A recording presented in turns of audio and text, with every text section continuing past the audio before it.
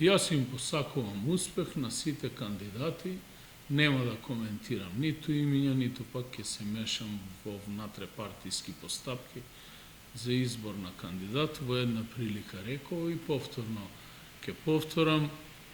без разлика на ладниот однос на мојот политички субјект и на раководството кое што